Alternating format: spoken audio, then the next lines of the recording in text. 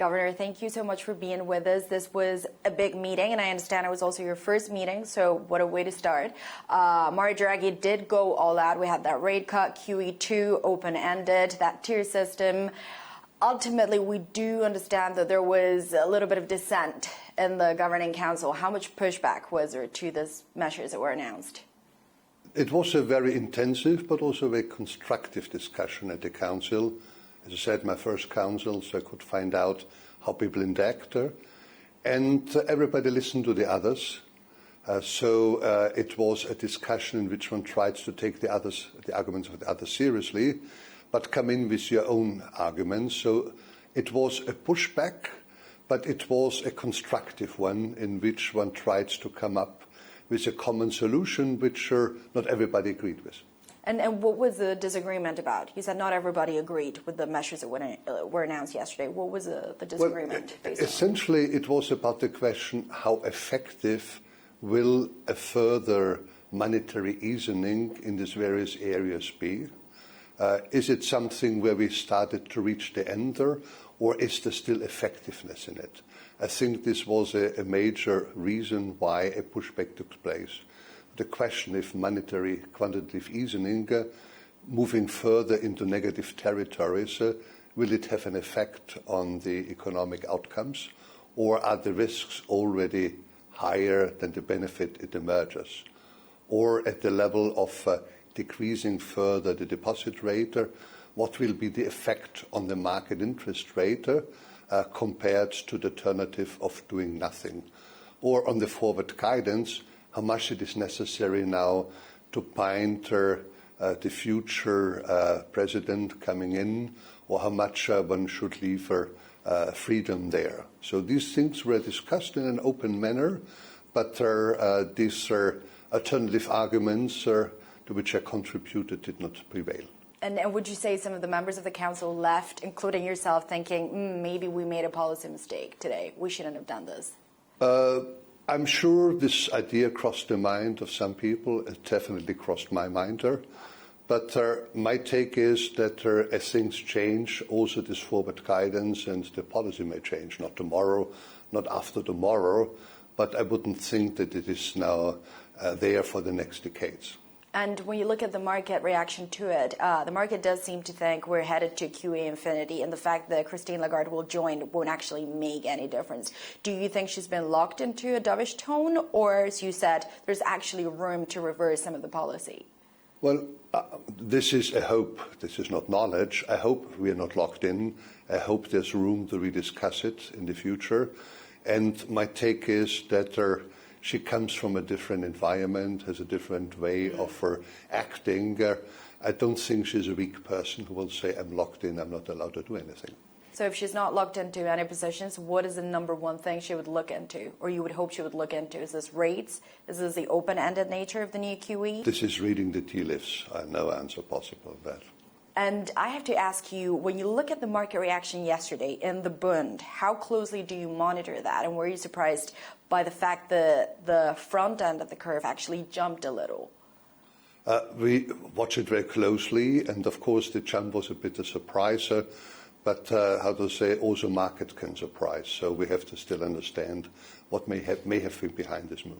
And I know you've made it clear that going further into negative territory is not a good idea in your mind, but the market does seem to think there's potential for even another rate cut. The fact that you have a tier system, does that mean you could potentially go even lower? Is that a possibility? Would you really raise your voice against that now? Frankly speaking, I'm not so sure whether we play with the market or the market is playing with us. Because if my economics is right at the moment, the market is gaining from getting more in the negative territory. So perhaps he wants to lead us to believe that's the way. So I don't take these market reactions as an indication that this is the way we have to go. And sticking to negative territory, there is almost $15 trillion in negative yielding assets. When you look at this, do you go, okay, it's normal as a result of the policies that we've implemented, or do you actually think it's abnormal, this could actually be a big problem? This was the part where the number of members of the council had the thinking about it, that moving further in the negative territory is not a way to go. It's not sustainable. It was a way at a time where we had a liquidity issue, but it cannot be something which continues very long, because a negative interest rate, real we had it, but nominal is an anomaly, which is not sustainable. So at one moment we have to emerge, and the longer you stay, the bigger the pushback will be at one moment by the market and by policy. And in particular, sticking again to this idea of negative yielding assets, do you worry perhaps about pension funds, about insurance, about all these people out there in the market that are holding so much negative yielding portfolios? These are major players which are, to say, getting every day more into trouble. So this is one of the reasons why a number of policymakers in and outside central banks say we cannot do it any further. But also there are other considerations which are outside monetary, which play a role, whether monetary policy is only responsible for negative yields or whether it has to do with the saving club in the north. And when the market is thinking, oh, we're perhaps going to get further ease in, or at the very least, this is going to stay on the way it is for a very long time, and you see countries like Italy where yields are about to hit new record lows, is that something that you also look at and you go, this is completely abnormal? Any negative move is not normal. It had some economic justification at the time of a slump, at the time of a liquidity crisis. But having it for a longer time, I don't think this is the way it should go. It must move back into positive territories. The question is when. We had hoped it will happen soon. I think there was a chance of making it happen. It was missed 1 or 2 years ago. Now we stay again negative, but I do hope there's time to revisit the discussion. So you do think the ECB missed the boat? Because that is one of the criticisms out there in the market, that there was a window and it wasn't used properly. It's exactly, yes. In terms of inflation, that closed below 2% target, you haven't hit that in a very long time, and the market doesn't actually think you're going to hit it in a very, very long time. Is it time to actually look into that target and think maybe that 2% no longer works? This is part of an envisaged strategic review at the central banker.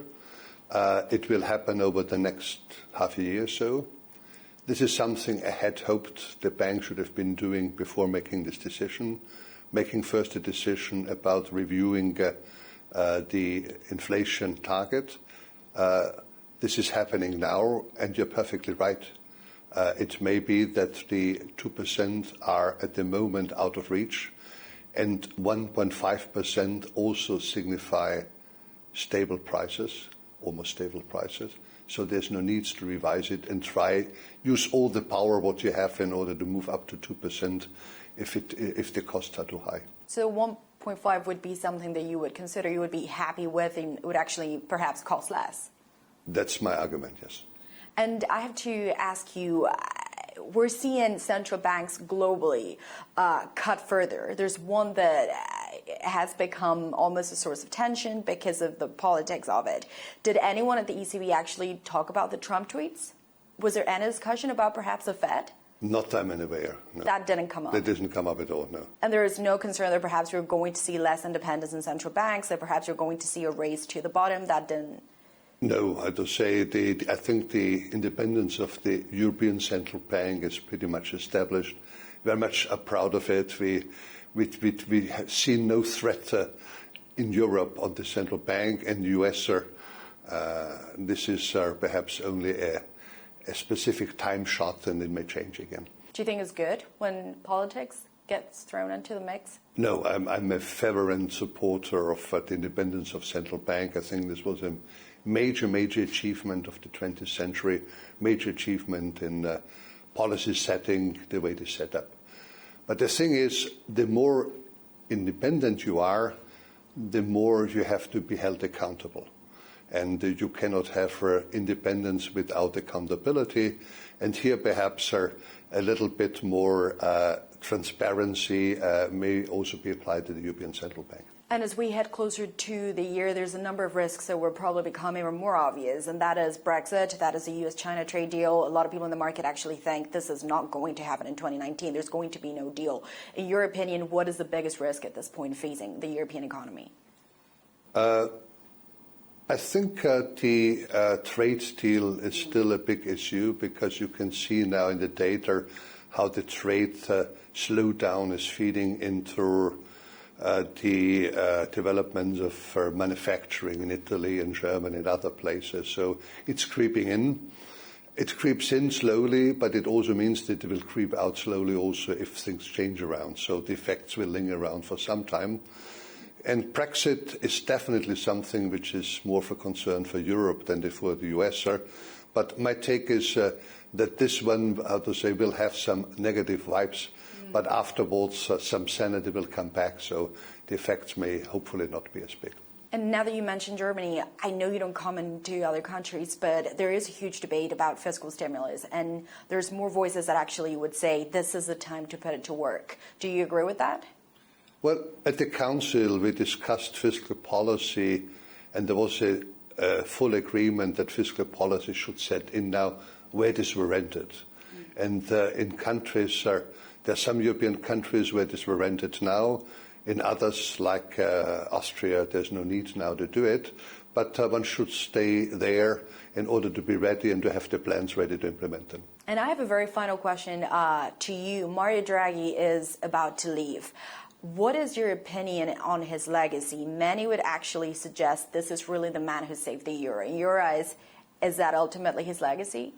I think, and I would agree to that, what he did in 2012 and the following decisions, this really saved the euro. Without them, whatever it takes, the euro may not be there. Fully agreed. I'm not so sure how to say how much the decisions, the most recent ones, were necessary to keep his legacy up as high as it could have been.